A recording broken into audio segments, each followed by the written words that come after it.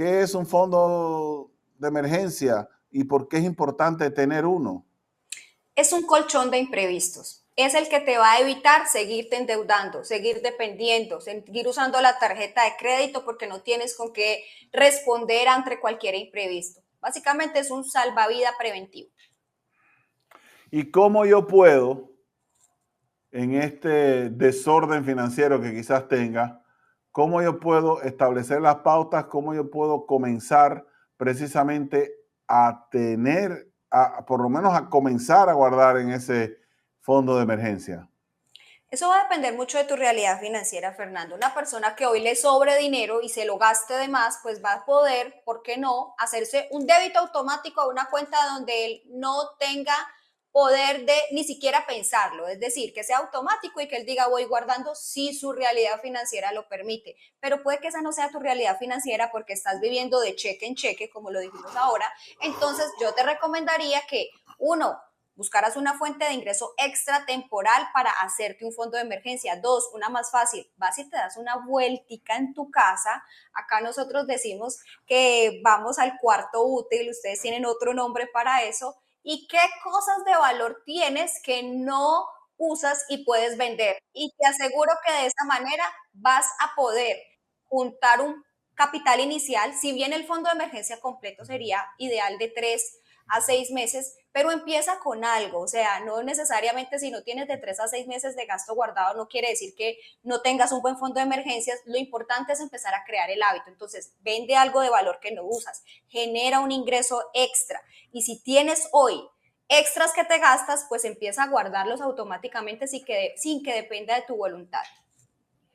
Y entonces, justamente era la pregunta que yo te iba a hacer, ¿cuánto dinero yo tengo que tener en el fondo de emergencia? Pero tú dijiste que es ahorrado de 3 a 6 meses, me imagino que es de 3 a 6 meses de tus gastos mensuales. Por ejemplo, si yo para sobrevivir, para cumplir con el pago de mi casa, de mi auto, de mi teléfono, de mi comida, de mi celular, de todo, me gasto, no sé, $4,500 mensuales, entonces lo ideal tener es agarrar esos $4,500 y multiplicarlo por 3.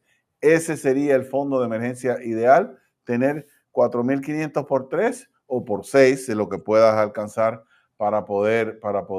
Ahora te pregunto, Pero Natalia. Fernando, yo hoy quiero hacer una aclaración. Acordémonos de la ruta financiera. Si hoy tú estás lleno de deudas, seguramente pensarlo de esa manera vas a decir es imposible. Entonces, en la parte inicial de esa ruta que vimos en algún punto y que puedes ir nuevamente a la libreta financiera y buscar el episodio 1, hay un primer inicio con un fondo de emergencia básico de $1,000. Te vas a pagar deudas de consumo y ahí sí completas un fondo de emergencia completo. Entonces, eso va a depender de tu realidad, porque si tú estás lleno de deudas, pues sí, precisamente en el ejemplo que pusiste de los 4,500, decir que hoy vamos a ahorrar 12,000, $13,000 mientras sigo pagando deudas, pues no sería lo más sabio financieramente hablando. Empieza con un fondo inicial de emergencias de $1,000 si esa es tu capacidad.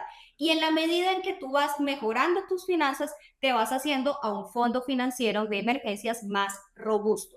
Te quiero dar un dato ahí importante, Fernando, ¿dónde guardarlo? Porque si bien es importante tenerlo, lo importante es que sea líquido, no es el dinero que vas a invertir, pero que lo puedas tener a la vista, tan poco que se junte con todo el dinero que gastas mes a mes. Entonces lo importante es tenerlo a la vista, tenerlo en liquidez, de fácil acceso, pero que no te lo gastaste y no te diste cuenta. Precisamente esa era una de las cosas que yo te iba a comentar en términos de la tentación, porque tú sabes que la realidad financiera es que es en gran parte psicológico. ¿Cómo uno puede resistir a la tentación de tú decir, bueno, viene un crucero, me invitaron a un viaje y yo sé que tengo allí $8,000 ahorraditos, que lo tengo como mi parte de mi fondo de emergencia, pero es que ese crucero en Bahamas, mira, ese barco va a estar. ¿Cómo puedo resistir esa tentación y no tocar ese fondo de emergencia? Fernando, qué buena pregunta. Créeme que yo he sido confrontada yo misma con ese tipo de preguntas porque la tentación está simplemente tener claro tus básicos financieros. Cuando tú tienes claros tu ruta, lo que no te puedes permitir, a lo que le deberías estar haciendo planificación financiera y ves los pros y los contras, pues te tienes que manejar a ti mismo. Vuelvo y repito, el mayor reto es controlarnos a la persona que vemos todos los días frente al espejo y es nosotros, es de las decisiones que tomemos.